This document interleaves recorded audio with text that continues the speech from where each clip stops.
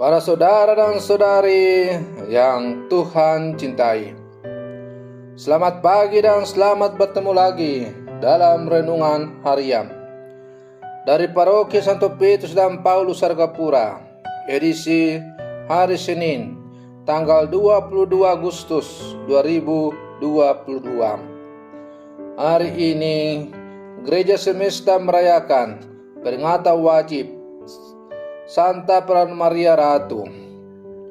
Mengawali hari yang baru ini, kita hendak mendengar dan merenungkan sabda Tuhan. Marilah sebelum kita mendengar dan merenungkan sabda Tuhan, kita berdoa. Dalam nama Bapa dan Putra dan Roh Kudus. Amin. Allah Bapa yang Maha Mulia, Engkau telah menetapkan Bunda Putramu menjadi Bunda dan Ratu kami. Kami mohon dengan rendah hati, semoga berkat pertolongan doanya, kami yang telah Kau panggil menjadi anak-anak-Mu senantiasa bertekun dalam doa dan karya bagi sesama. Bersabdalah ya Tuhan, kami siap mendengarkan. Terpujilah Engkau Bapa, Putra dan Roh Kudus, kini dan sepanjang segala masa. Amin. Para saudara dan saudari yang Tuhan cintai, sabda Tuhan yang hendak kita dengar dan kita renungkan untuk mengawali hari yang baru ini pada peringatan wajib Santa Perawan Maria Ratu diambil dari Injil Matius pasal 23 ayat 13 sampai 22. Tuhan bersamamu. Inilah Injil suci menurut Matius. Pada suatu hari, Yesus berkata kepada ahli-ahli Taurat dan orang-orang Farisi, "Celakalah kalian, hai ahli-ahli Taurat dan orang-orang Farisi. Hai kalian orang-orang munafik, karena kalian menutup pintu kerajaan surga di depan orang.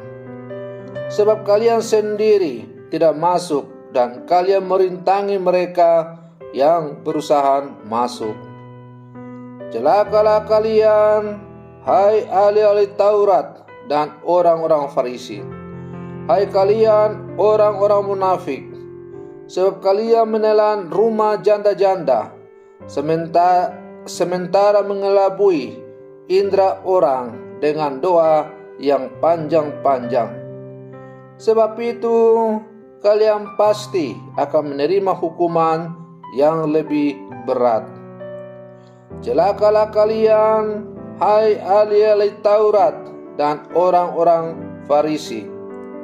Hai kalian orang-orang munafik, sebab kalian mengarungi lautan dan menjelajah daratan untuk menobatkan satu orang saja menjadi penganut agamamu.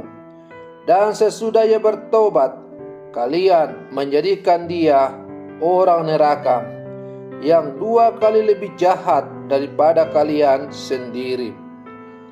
Celakalah kalian, hai pemimpin-pemimpin buta, yang berkata, bila bersumpah demi bait suci, sumpah itu tidak sah. Tetapi bersumpah demi emas bait suci, sumpah itu mengikat. Hai kalian orang-orang bodoh dan orang-orang buta, manakah yang lebih penting, emas atau bait suci yang menguduskan emas itu? Dan kalian berkata, bila bersumpah demi mezbah, sumpah itu tidak sah. Tetapi bersumpah demi persembahan yang ada di atasnya, sumpah itu mengikat. Hai kalian orang-orang buta, manakah yang lebih penting, persembahan atau mezbah yang menguduskan persembahan itu? Karena itu Barang siapa bersumpah demi mezbah, ia bersumpah demi mezbah dan juga demi segala sesuatu yang terletak di atasnya. Dan barang siapa bersumpah demi bait suci, ia bersumpah demi bait suci dan juga demi Dia yang diam di situ. Dan barang siapa bersumpah demi surga, ia bersumpah demi takhta Allah dan juga demi Dia yang bersemayam di atasnya. Demikianlah sabda Tuhan.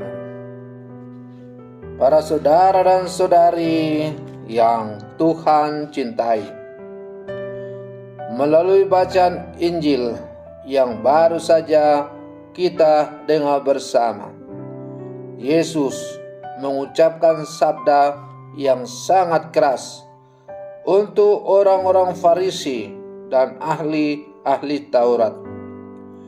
Hal itu dilakukan Yesus karena orang-orang Farisi dan ahli Taurat itu sudah sangat keterlaluan. Mereka bersikap munafik dan meletakkan beban pada orang-orang yang mendengarkan pengajaran mereka. Mereka hanya pandai berbicara, tetapi tidak mampu memberikan contoh yang baik. Bahkan mereka sering mencari keuntungan diri dengan kedok pengajaran isi kitab suci. Bahkan mereka mempergunakan status dan kedudukan mereka untuk memperoleh privilese tertentu yang tidak dapat diganggu gugat. Para saudara dan saudari yang Tuhan cintai, perilaku seperti ahli Taurat dan orang-orang Farisi ini masih kita sering jumpai dalam kehidupan sehari-hari. Bahkan mungkin kita sendiri pernah atau malah sering melakukannya. Firman Tuhan pada hari ini sangat jelas mengajak kita untuk menjadi pengikut-pengikut Kristus yang baik dengan cara hidup jujur, apa adanya, dan tanpa topeng kemunafikan.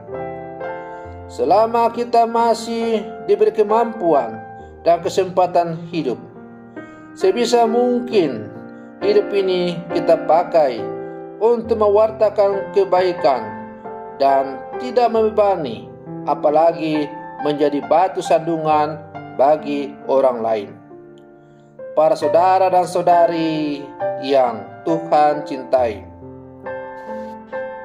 Yesus mengutuk orang-orang Farisi dan para ahli Taurat karena pilihan hidup mereka yang penuh dengan kemunafikan dan kepalsuan. Mereka terus-menerus hidup dalam kebobrokan iman. Mereka lupa bahwa Tuhan menghendaki kejujuran dan ketulusan dalam hidup, sebagaimana yang ditunjukkan oleh Bunda Maria yang menjadi ratu kita semua. Bukan karena dia membegahkan dirinya, tetapi karena dia mau ikut ambil bagian dalam karya Yesus Sang Raja. Pilihan sikap Maria inilah yang mestinya kita miliki. Para saudara dan saudari yang Tuhan cintai, maka kalau pada hari ini kita merayakan peringatan wajib Santa Perawan Maria Ratu, itu berarti kita mau menjadikan Bunda Maria sebagai contoh dan teladan hidup dalam menjalani kehidupan kita sebagai orang-orang percaya. Bunda Maria di sepanjang hidupnya telah berjuang dan berusaha untuk selalu menyesuaikan seluruh kehidupannya dengan kehendak Allah. Kata-katanya yang sangat terkenal, "Aku ini hamba Tuhan, terjadilah padaku menurut perkataanmu," adalah bentuk pernyataan iman Bunda Maria sekaligus pengakuan bahwa dia hanya mau melaksanakan kehendak Allah.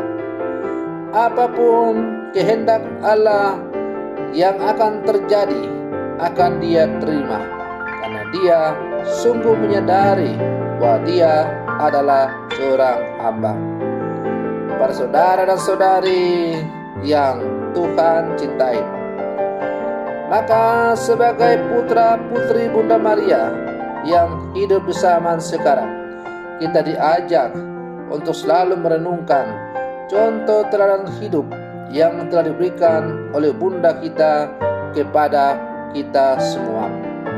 Sebagai putra putri Maria, hendaklah kita juga selalu berkata, kami ini adalah hamba Tuhan, terjadilah saja kehendak-Mu dalam seluruh kehidupan kami.